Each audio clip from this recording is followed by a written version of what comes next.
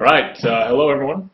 Today we're going to be talking about topic 10, which is roots and zeros. Okay, so very important stuff here. Want to make sure you understand what this is and what it says. The first thing we're going to look at is something called the fundamental theorem of algebra. Now what this talks about is we're going to be dealing with polynomial equations. And every polynomial equation with a degree greater than 0 has at least one root in the set of complex numbers. Okay, so that's a math book definition. Basically what this is saying is anytime you have a problem and it's got a degree, okay, and remember the degree is the highest exponent, then the number of zeros matches that degree. Okay, so if I have an x squared problem, the degree is 2 because it's squared, I would have 2 solutions or 2 zeros to that problem. Okay, now what you guys need to remember is a zero or a root or a solution, all the same thing. Those are the values where your function equals 0. Okay, so that's where your graph or where your equation is equal to 0. It's also known as the x-intercepts on the graph. So it's a place where your graph crosses the x-axis. And if you look at this specific graph here, it crosses there, it crosses there, and it crosses there. So those are 3 zeros or 3 roots of that problem. Okay, so that's what we're going to be looking at. Now in this section, you're going to be introduced to some things that hopefully you've seen in the past. There may be a few topics that we'll get to in the future, but I want to just touch the basics on this to make sure that you understand some of the general ideas of what this is talking about. So in this first example, you're going to get the idea of what they're looking for. So it says given a function, okay, so they're giving us a function here, determine the number of zeros that function has. Now really all you're looking for is the highest degree. And in this first problem, the highest degree, as you look through the exponents, is right here. Okay, it's your biggest exponent. So when it asks you the number of zeros it has, the number of zeros would be 3. Okay, there are 3 zeros. Now they could be real, they could be imaginary, they could be rational, irrational. There's all different types, but all it's asking is how many zeros there are. And in this case, there's 3. Now in the second one, looking through these, you got a bunch of different exponents. You got 5, 4, 2, even a 1 there.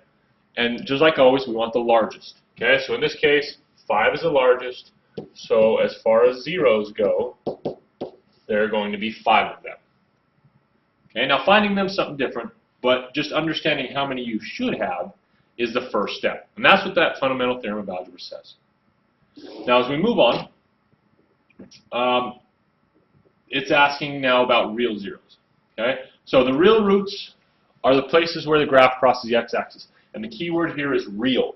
Okay, we have 2 types of numbers, reals and imaginaries. And imaginaries we'll see a little bit later, so we're really only worried about the reals. So the question is, what if there are supposed to be 5 zeros, but the graph is only intercepted 3 times? And we saw up here above, this graph was intercepted 3 times. But what if it was this function that I graphed and it looked like this? Well, that means you have 3 real zeros. The other 2, we know they are existing, but they're just imaginaries. And you cannot see imaginaries on the graph. You have to solve them a different way, which we will get to. Okay? So just understand that sometimes there are 3 on your graph when there's supposed to be 5. The other 2 are imaginaries. You can't see those on the graph. All right, second example here asks us to graph the function in your calculator and find the roots and estimate if necessary.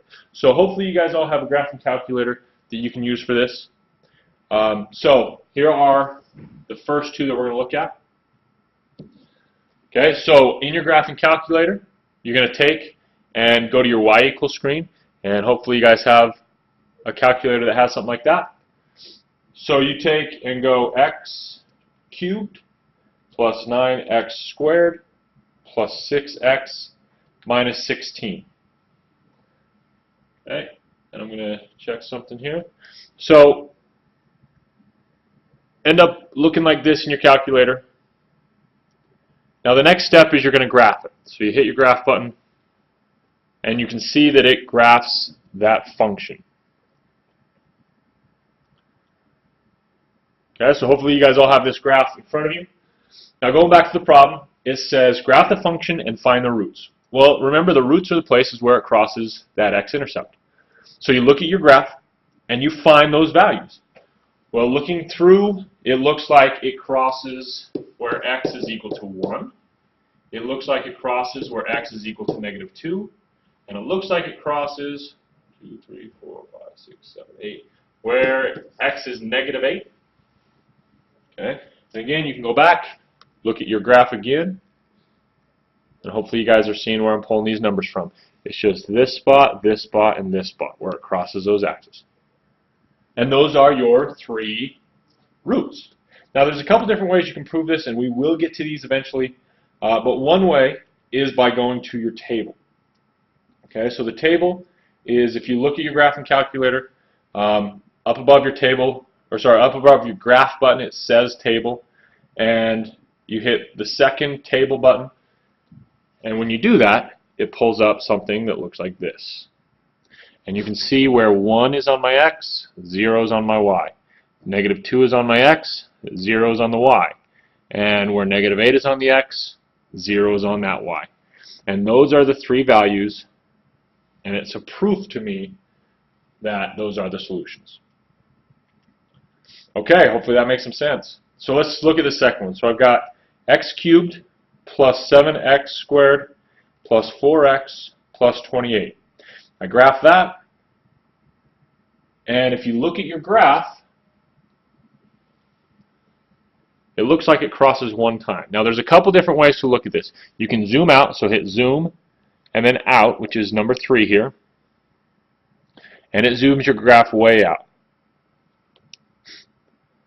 Okay, so there it is. Well, no matter what, it still looks like it only crosses 1 time. Okay, so I'm going to go back to my basic graph, which is zoom 6. There's my graph. And based on that, it looks like it only crosses at -7.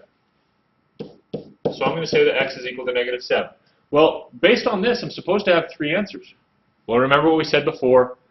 That just may mean that they are imaginary, and in this case it does.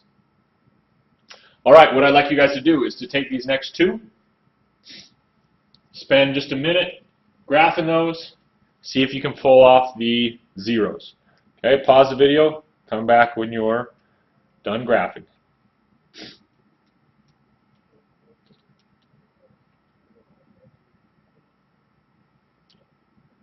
Okay, welcome back.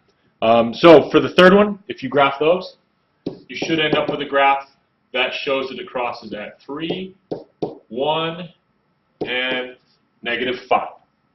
Okay, so that's a definite way to look at it. You could also go to your chart or your table on the calculator and prove it that way.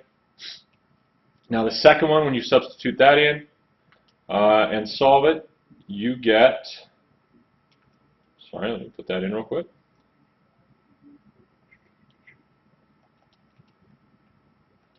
You get the values that look like 3, 0, and -3. And there's supposed to be 5. We've only found 3 of them. What does that mean? Well, remember, that just means that the other ones are imaginaries.